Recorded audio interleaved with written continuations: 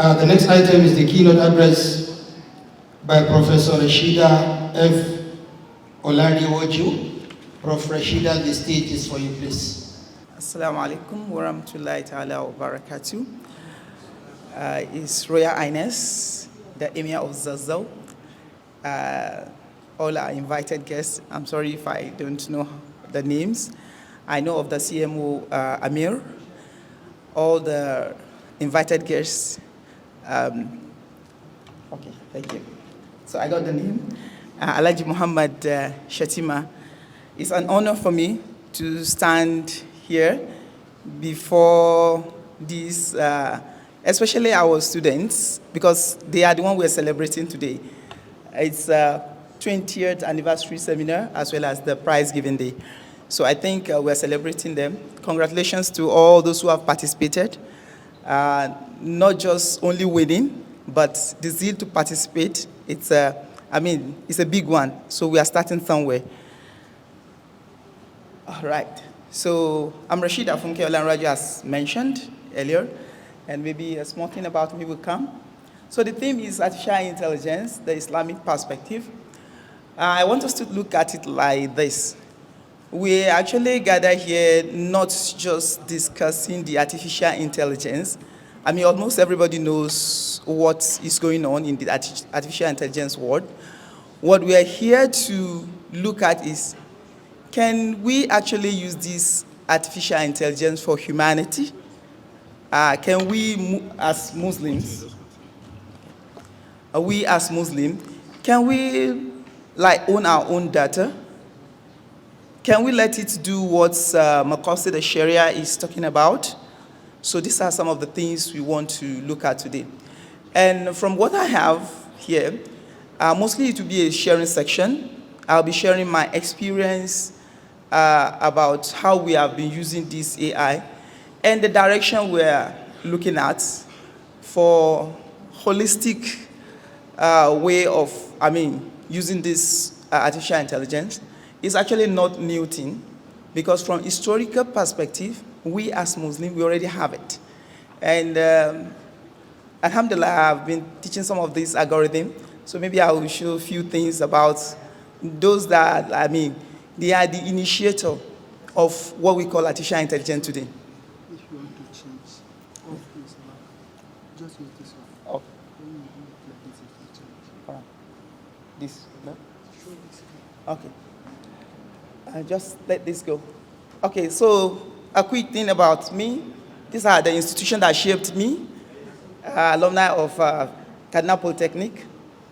I went to University Putra, Malaysia, where I did my degree, and International Islamic University, Malaysia, where I did my master's PhD, and I worked there I stayed for about 3 decades in Malaysia.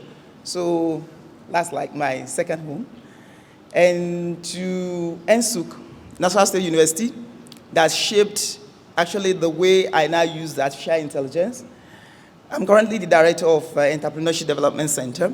Most of what I'll be sharing is what we are doing currently, using artificial intelligence to better humanity. And I feel that is the Islamic perspective. How can we use artificial intelligence to make things better? Go in for adl, justice. Okay? So this is NSUK, this is EDC. Basically what we do there, we offer entrepreneurship skills. And if we can play 1 or 2 minutes for you to have a quick look of what is going on there. Can you?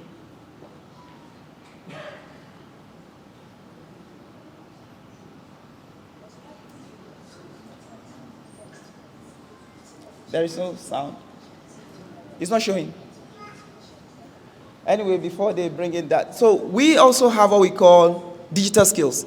And in that digital skills, we embed prompting, artificial intelligence, so which means we are actually doing some certain things. In fact, we are doing applied artificial intelligence, which later you are going to see. Can you? Because of timing. Also, may I know how many minutes I have for this, so that I'll manage my time? The MC. Yes. Okay, we can come back to that.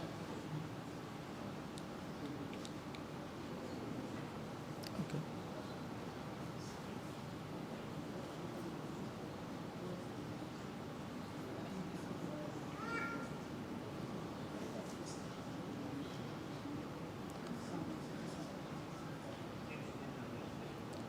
Just want to share with you some of the little things in our own way we do over there, and how we have been applying not just only skills, but how we are applying artificial intelligence.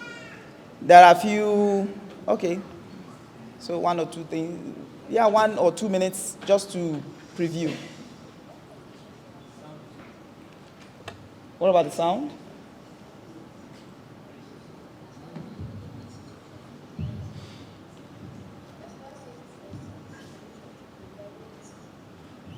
This is my Vice Chancellor.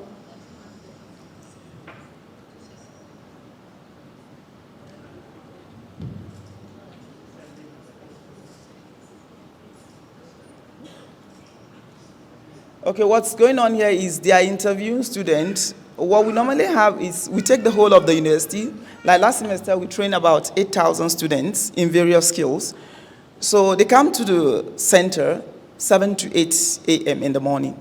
That is like outside their normal class. So you chose any skill you want. Our university is going 1 degree, 1 trade, and 1 skill.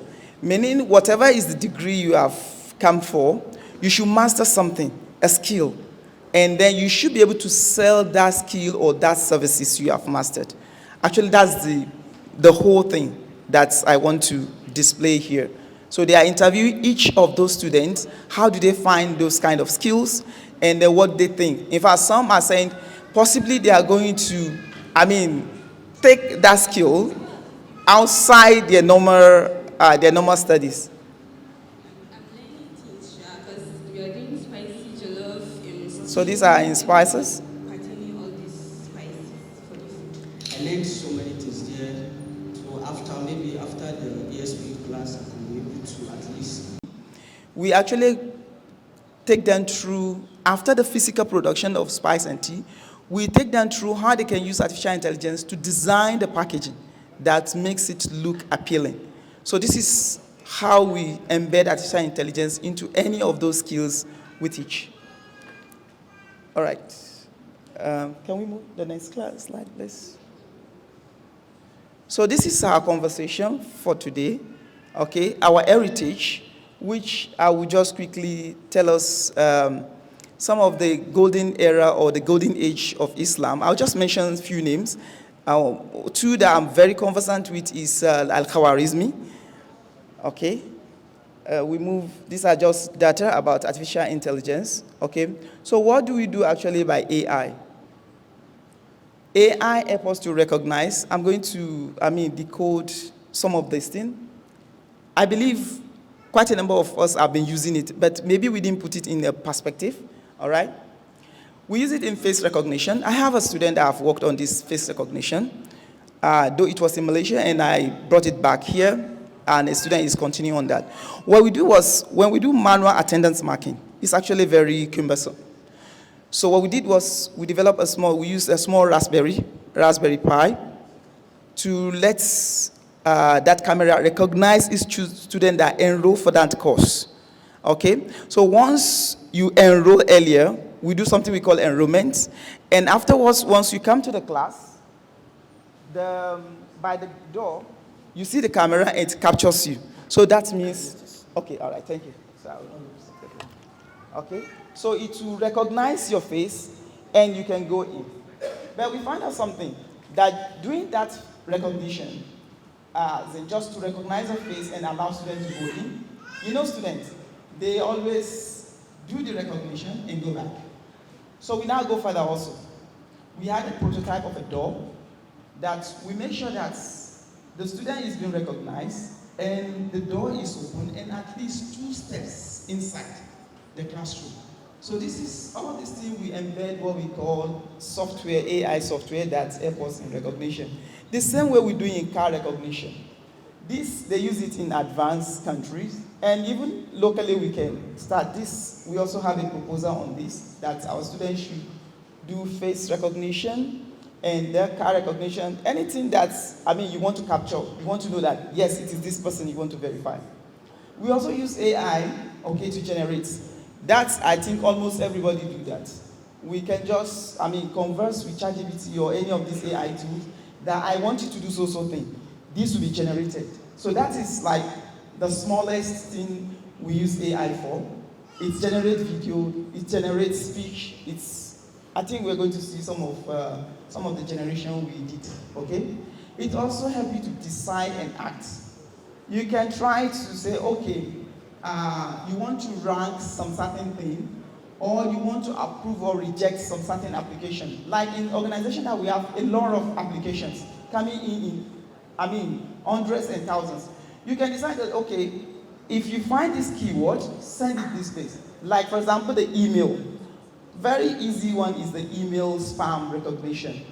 You will just set it that, okay, anytime you see something like bonanza or discount, this is actually spam, then send it to spam. So these are some of the things that we use artificial intelligence for. Can we go to the next one? Okay. So this science, as I mentioned, is actually not foreign to Islam. We as Muslims, we already have this. Al-Khwarizmi, I mentioned. Every starting now, I teach algorithm complexity in my university.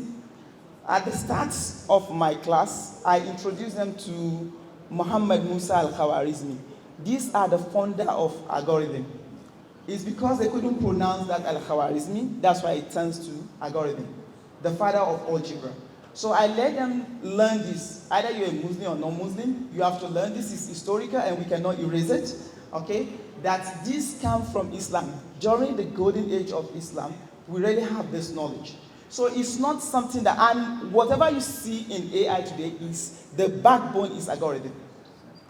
They give you some kind of, recognizing, suggesting that you should watch so. It's an algorithm. They have to watch and see how you do the watching, then it will now recommend something for you.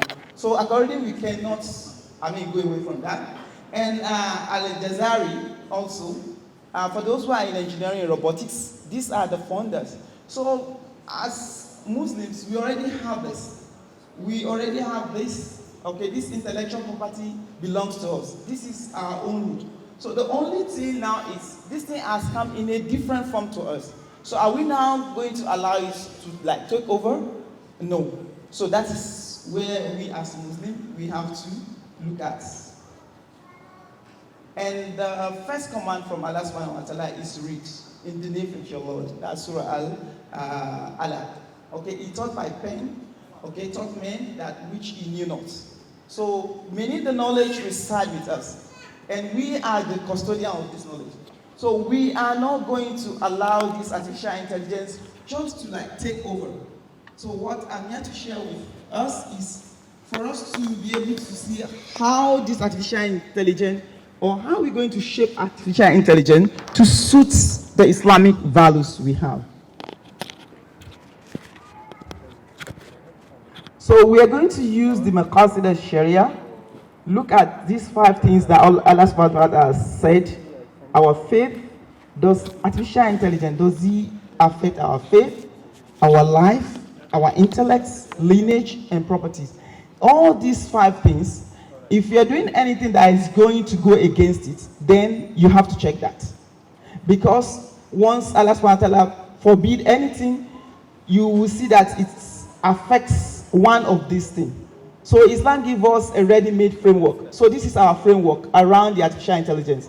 And I will share with you later the framework which I personally have developed, which is around these 5 things that Allah subhanahu wa ta'ala have allowed us to. Oh, really? The next slide, please. This is not coming up. Okay, all right. So where AI can guide these 5 essential things, okay? like the Quran, okay? Our life, we have to protect this. For example, like disease, we shouldn't allow, all right? Our intellect also, like watching too much, we should not allow that to overcome our intellect. Our lineage, safety of our children, the property also, we have to look at what is going on in fintech. Is it what is related to what Islam said or not? The society, we look at smart agriculture. Currently, I have a student also that is doing something on smart agriculture, that you need to send message to the farmer to know when or what is really going on, maybe a diagnosis of the disease in the farm. The other way of it is when we come with bias and injustice, which is mostly what AI of today does, okay? We have what we call surveillance, that they just capture everybody. Whether you want, you need your privacy. We have surveillance system that just collect everybody, and that's why we have this mass training on the AI. Also, falsehood, we have deep fakes. I generated something recently, and yeah, you can use another person's face and just use another person's speech. These are falsehood, which Islam does not allow us. Also, loss of accountability. Who are we going to blame in this case? Are we blaming anybody? But in Islam, all these things are what we have to guide. So any scholar that is going into AI, we have to safeguard this. So this is what the modern AI is talking about. And we as Muslims, we have to do what we call intentional. So this, I brought in this action are judged by intention. This is hadith from Prophet Sallallahu Alaihi Wasallam. Okay, so our AI or our own artificial intelligence has to be what we call intentional. And I'll take you through what I mean by intentional. So when machine learns to lie, that is not accepted by us. Okay, I have this video. Can you quickly show this video? When you forge an imam, what is the name of this imam? Umar Suleiman. Okay, yes. I think I got a video of him. They forge, actually he says something different. Then they cut the area and embed a different thing.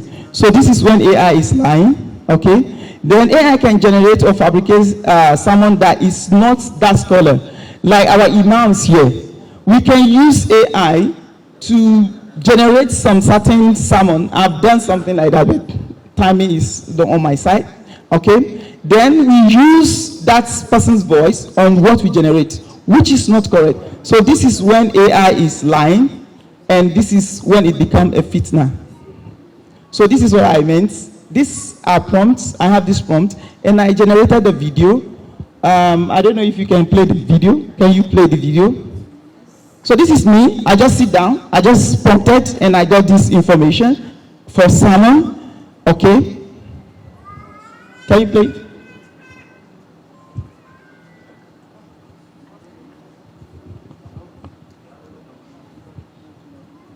Maybe like 10 seconds.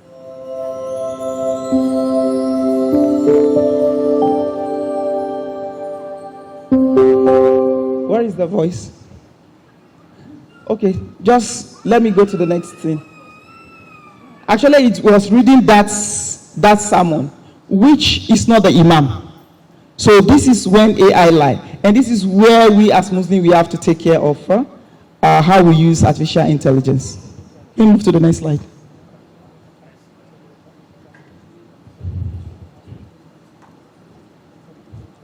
Put it in full slide, please. But AI can be of a good service, okay? We can use it to learn Quran. I listened to the speech of, I think was it this chairman that was reporting that we have AI, okay. We have some AI tools that are in line with our own belief system, like Quran and learning, like learning Tajweed. We can have AI tools. I already listed it in end of my, end of my slide. There are some applications that are developed by Muslims. These actually are not supposed to replace Imam. They are actually not supposed to replace the Quran itself. They are actually to be a means or a kind of aid. We still have to check the source. Anything that is generated by AI, we still have to check the source. So for AI in service to Ummah, we can use it in learning the Quran, we can use it in Islamic finance. Now we have what we call Islamic finance, okay? This fintech, zakat, and yeah, we have a lot of things going on in the Islamic finance now. So we can use AI. I bidded for an AI we created called Nora X. She bidded for one Islamic finance house. What she does is she's going to stand by the side and ask whatever you have any something like a vocabulary, like sukuk, like mudaraba, all those vocabularies that ordinarily you don't understand, she tried to decode it. So this is one of the things we can use artificial intelligence for in the area of fintech. Also in our languages, we can make artificial intelligence to speak our language, especially in Pidgin. Like Pidgin is general for us in Nigeria, so we can use it to, translate. In healthcare also we use it in diagnosis. We have few projects on this, and agriculture as well as Dawa. Currently now on Dawa and education, some people use it to generate video just to do the Dawa instead of sitting. But all these things also have to be checked before it is being deployed on the next one. Give me another 2-3 minutes, right? Next one, please. Okay, I want to tell you how we as Muslims we can modify. This is me and my friend. We were in Canada recently, and we were just trying to take, because of the World Cup, so we were supposed to speak to one artificial intelligence software, and it generated this after we took photo. Okay, what I want to say here is, like, as Muslims we can shape it. When he generated me and my friend, he gave us free hairstyle, and with no, like, our hands were open. I need to say, I said, no, we're hijabites. You have to put our hijab back. And you see, it's brought hijab, even with cap on it. So this is how we as Muslims, we have to be, correcting or using AI. The next one, please. So whose AI is it? Who is the custodian of AI now? It's those who have the data. If we don't have our indigenous data, forget it. We have to dance to their tune. And that is where currently there is one wall. I don't want to go on that wall now. Okay, let's move quickly. So if you don't have it, you are not the owner. We are just users. So all our indigenous knowledge, we are losing it out. Or they will not present it the way we want it to be presented. Let's go. This is on Claude. They have issue on this Claude. Move, please. To the next one. I just want to quickly share. Move. These are Claude cases I want to bring to see whether we can. So for our own case, we need to we shift from AI. Please give me some few this is my own main point here. To shift from that artificial intelligence to what we call intentional intelligence. Our keynote, somebody was talking about spiritual intelligence and emotional intelligence, all those things. Yes, we need them. But we need to be intentional about what we do. As Muslims, first we have declared that anything you do have to be a purpose. So where we're shifting to is intentional intelligence. Intentional intelligence means you have to build it for a purpose. It's not just after you build it, you start thinking of what you can do with it. No. It's not problem solving. Next, please. So our artificial intelligence that comes with what we call intentional intelligence is Nora X. Nora X is a flagship which was created at NSUK by my humble self. Okay. What she does, she does a lot of things. Okay. But let's go. I quickly show because of time. Let's move. So these are some of the things that the philosophy does. It does what we call purpose computing. Okay? Or computing with purpose, either of it. I want to tell them what is this purpose, please. Yes. Okay. So in the purpose framework, each of these alphabets has problem-driven innovation. You understand the local context. The problem we have with artificial intelligence of today is it doesn't know your local context. There are some intelligence that runs in a family. If that family is not, if you don't say the thing in the family, no other person will know about that. So we must understand our local context. As Nigerian, as a Yoruba, or as an Hausa, what is accepted in our culture? Then we have responsible and ethical computing. This is very, very important. It must be ethical. What are the things that we can do or we cannot do? Then it has to be people-centered for humanity. Opportunity creation. It's not just somebody is going to monopolize. No, it creates opportunities for everybody. That's what we call the purpose computing. Then sustainability. It has to be sustainable. Over time, you have to expand, and still it retains that its nobility, that humanity in it, and empowerment, inclusion. So these are some case studies. Quickly, I'll run over this. All right. So in a class, one of the pioneers of this course, all right, is CSS 213. So what we do now is, we don't just tell students to do a project. We tell students, go outside there. This is 200 level students, okay, computer science. We tell them to go outside there. It's a 3-phase course. One is ideation. Go outside there, what is going on? Look at the problem. Do you have an idea to solve that problem? Okay, then we come up with a kind of design of it. That's the middle part. Then the last part is the ideation. The last part is commercialization. So it is a purpose. You know the problem. You prototype it. You have a product or a service. Then we prosper. Because when you commercialize, you prosper. So this is what we have. And I have, yes, I have a lot of scenario here. So these are sample of the student projects. We have NSUC Navigator, where you can get all the services. This is a purpose computing. This is intentional, okay? We have Smart Class Assistant, Echo Trace. In fact, I'm very interested in this Echo Trace, all right? The other case study is CMP 313, which is data structure. For those who are in computer, you know what we call Q theory. Q is just the first person that comes in should be the first person that will go out. But we have been learning this in theory. So this time around, we allow students to go into the clinic and go and observe and make a system for them.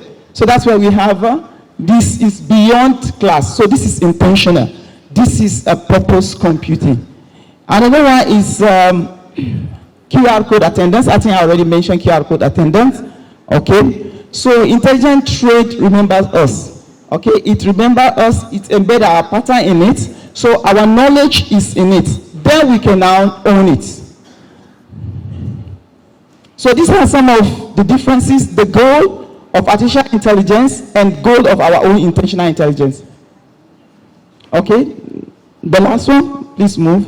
So this is Nora X, okay? So she's not only artificial intelligence, she is intentional intelligence. The last, please move. The next one, this is just telling us about Nora X. So for those who want to see this, please, you can check at this EDC website. So I think this is where we'll stop because of the timing. So what I will conclude here is, as Muslim, we have to actually shape the knowledge. Yeah, we shape the knowledge of that artificial intelligence to become intentional. So, and then we can now say, yes, we own this by training it with our own data, not allowing importing other data to come and domicile our system. Otherwise, we will not have control over it. And thank you very much. So these are some of the...